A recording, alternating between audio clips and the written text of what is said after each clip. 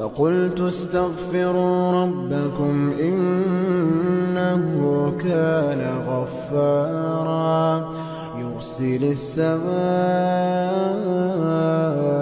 عليكم مدرارا ويمددكم بأموال وبنين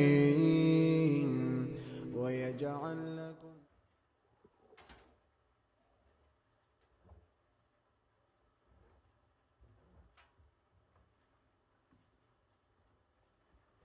يا صباح الخير، يا صباح النور، كيفكم بنات؟ إن شاء الله تكونوا بألف خير يا رب وانتوا عم تشوفوا فيديو اليوم.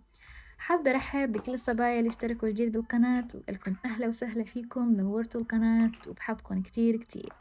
واليوم راح تشاركوني روتيني الصباحي الخفيف والرايق بالبيت. حطوا فنجان قهوتكم ويلا نبلش سوا. بدأت يومي أول شي مع بنتي، فطرتها غسلتلها وغيرتلها تيابها لتكون مرتاحة، وبعد منها دغري حطيت الستاير بالغسالة ولميت ألعابها المنتشرة وخليتلها بس كم لعبة تتسلى فيهم، ورحت دغري على أوضة النوم مشان بلش ساوية.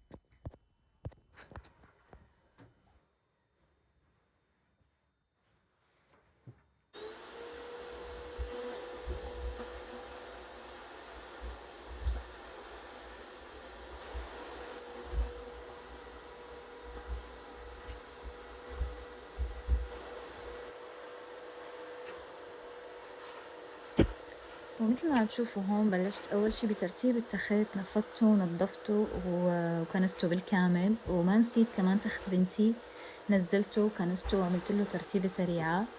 ورجعت كنت هون كمان حطيت شو اسمه الشرشف والحرام تبع التخت، رجعت فرشتهم ورتبته كل شي.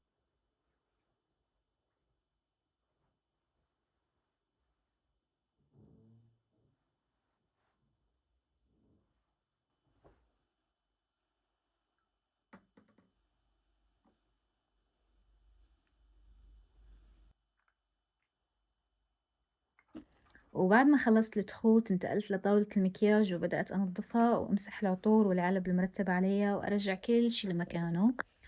وكمان فتحت الدرج كنسته ومسحته، ورتبت كمان العلب اللي فيه تبع الكريمات تبعي وتبع المكياج وتبع الأغراض اللي بتخصني وهيك.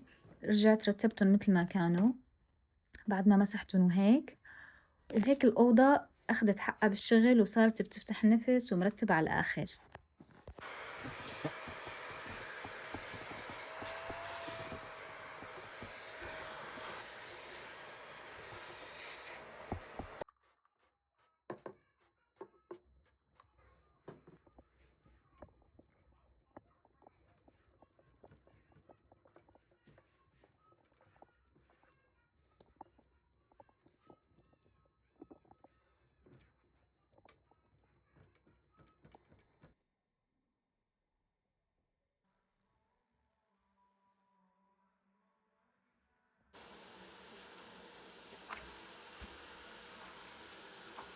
ومن غرفة النوم رجعت دغري للصالون عشان أكمله.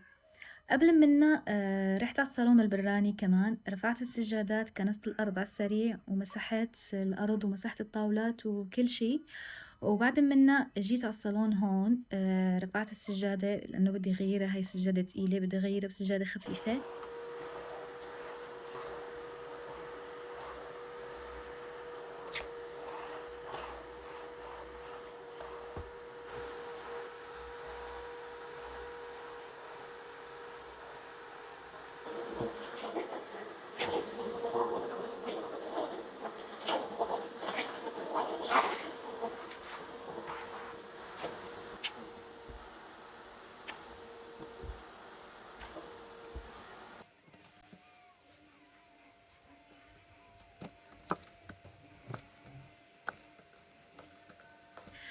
وكنست الأرض وكنست كل الزوايا ومسحت.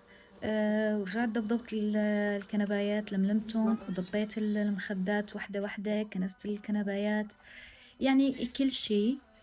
وبتعرفوا يا بنات الصالون بالذات بحبه يكون دايما نظيف ومرتب، لأنه الصراحة هو مكان، يعني إنه أكتر مكان بقضي فيه يومي وبنقعد فيه وبنجتمع.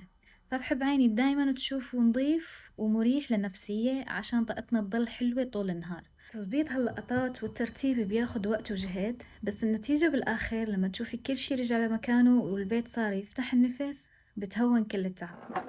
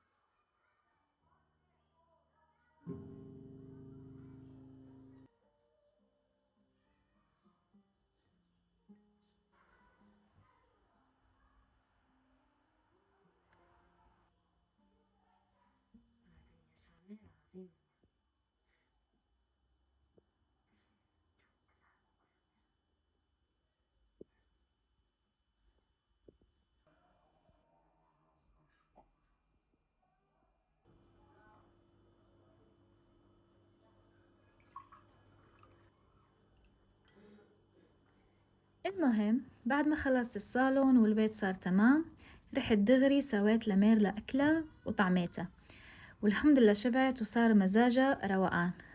وبعدها أخدتها نيمتها، وهون فضيلي الجو تماما. دخلت المطبخ عالساكت عشان ما تصحى بنتي، وبدأت أضبه وأغسل الجلي وأمسح الرخام والغاز وكل شي. وأنا عم بشتغل بهالهدوء تذكرت قصة كتير بحبها وفيها عبرة حابة أشاركها معكم. وفي زمان كان ملك بيحب بنته كتير لدرجة الجنون، وكانت هي كل حياته. فبيوم من الأيام إجا عراف وقال له بنتك بس تكبر وتوصل لعمر 18 سنة رح تموت بسبب لدغة أفعى. الملك هون طار عقله من الخوف وقرر يعمل المستحيل عشان يحمي بنته ويتحدى هذا القدر. شو عمل؟ راح بنالها برج كامل بنص البحر، بعيد عن البر وعن الأرض وعن كل مكان ممكن تعيش فيه الأفاعي. حبسها فيه عشان تضل بأمان وتحت عيونه.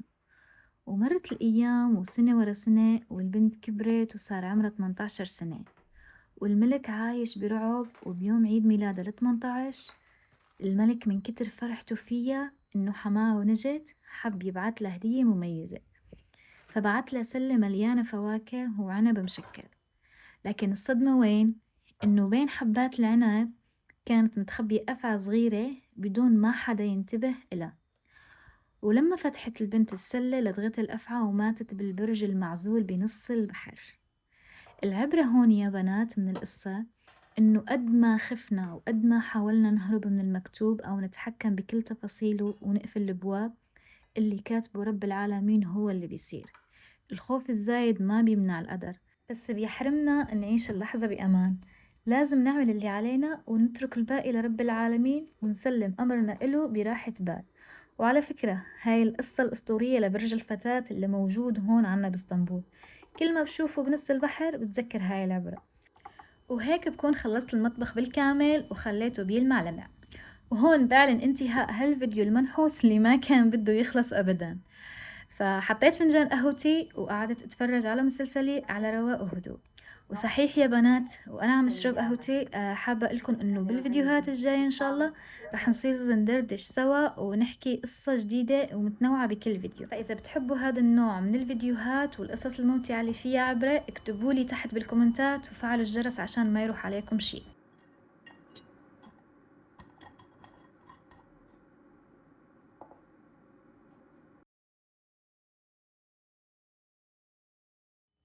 وبعد هاليوم الطويل المليان حركة وتنظيف إجا أحلى وقت بالنهار كله، أخدت شاور سريع، لبست بيجامتي وسويت مشروبي الساخن وقعدت بكل روقان لأعمل روتين بشرتي وكريماتي.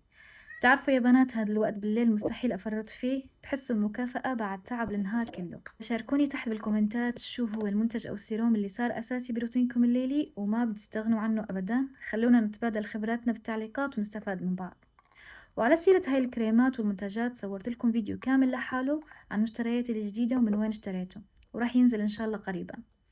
وهون بيخلص الفيديو تبعنا لليوم، بتمنى يكون عجبكم وعطاكم طاقة إيجابية وراحة نفسية. لا تنسوا اللايك والاشتراك بقناتي. بشوفكم بالفيديو الجاي على خير إن شاء الله، وبحبكم كتير كتير. باي.